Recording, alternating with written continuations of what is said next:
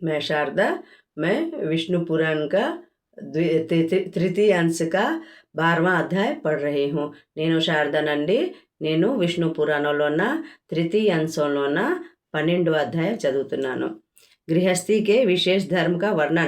आर्व ने कहा, गृहस्थ जीवन व्यतीत करने वाले मनुष्य को प्रतिदिन देवता, गाय, ब्राह्मण, वृद्ध और गुरुजन की पूजा करना चाहिए तथा संध्या वंदन, अग्निहोत्र आदि कर्म करना चाहिए.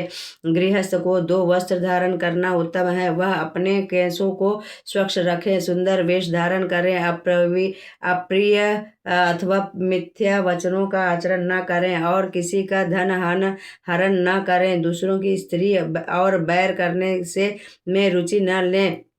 क्षुद्र, मिथ्यावादी, निंदनीय और दुष्ट प्रकृति के व्यक्तियों की संगति न करें. जल प्रवाह के वेग में कदापि स्नान न करें. वृक्ष की चोटी पर न चढ़ें और दांतों को परस्पर न घिसे. मुंह को बंद करके जम्हाई लें. बुद्धिमान व्यक्ति से कभी जोर से हंसना नहीं चाहिए. अधोवायु न छोड़ें, नखों को न चबावें, तिनका न तोड़ें और पृथ्वी पर न लिखें. दाढ़ी मूंछ के बालों को न चबावें. दो ढेलों को परस्पर न रगड़ें. नग्न परस्त्री उदय अस्त होते समय सूर्य को न देखें.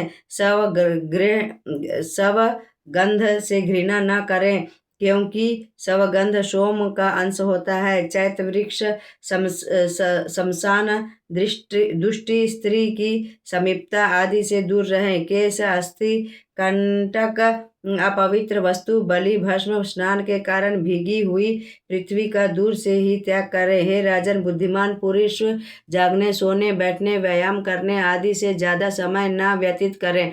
नग्न होकर स्नान न करें और न ही आचमन करें. केश खोलकर देव पूजन न करें. सदाचारी पुरुष का अधिक समय उत्तम संगति में व्यतीत होता है.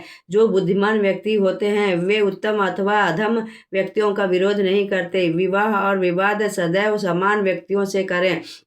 व्यर्थ के वैर भाव अथवा कलह से दूर रहें. थोड़ी सी हानि सह लें किंतु वैर से लाभ हो तो भी उसे छोड़ दें. स्नान के उपरांत भीगी हुई धोती अथवा कपड़े से शरीर न पोंछें. खड़े खड़े बालों को न झाड़ें. गुरुजनों के सामने पैर न फैलाएं और उनके सम्मुख उच्च आसन पर न बैठें. देवालय, चौराहा, मांगलिक द्रव्य और पूज्य व्यक्ति इन्हें बाईं ओर रखकर न निकलें. इनके विपरीत वस्तुओं को दाईं ओर न रखकर न जाएं. चंद्रमा, सूर्य, अग्नि, जल, वायु, गुरुजन श्रेष्ठ व्यक्तियों के सम्मुख मूत्र त्याग न करें. थूक, मल, मूत्र, रक्त आदि को न लांधें. स्त्रियों का अपमान न करें, उनका विश्वास भी न करें.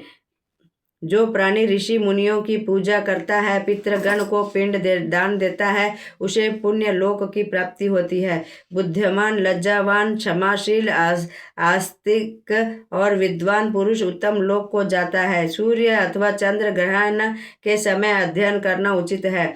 शरीर की रक्षा हेतु वर्षा और धूप में छाता लेकर जाएं. रात्रि काल में यदि वन में जाना हो तो हाथ में दंड लेकर जाएं और पैर में जूते पहने. सदाचारी पुरुष पापी के प्रति भी विनय पूर्वक व्यवहार करता है और कुटिल पुरुषों से भी मधुर वाणी से में बात करता है. जिसका अंतःकरण मैत्री भाव से ओतप्रोत हो उसके लिए मुक्ति मार्ग सदैव खुला रहता है. जो काम, क्रोध, लोभ आदि के वशीभूत नहीं होते वे सदाचारी पुरुष कहलाते हैं. उन्हीं के प्रभाव से वसुंधरा विद्यमान है. जिस सत्य के बोलने से किसी का अहित न हो वह सत्य अवश्य कहें, किंतु सत्य वचन से यदि किसी को दुख हो तो मौन धारण करे. फिर वाक्य भी सदा कदा अहित कर लगता है. ऐसी अवस्था में वह वाक्य कदापि न करे.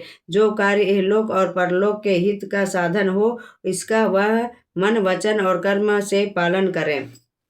मैं शारदा 12वां अध्याय तृतीय अंश का विष्णु पुराण में समाप्त करती हूँ.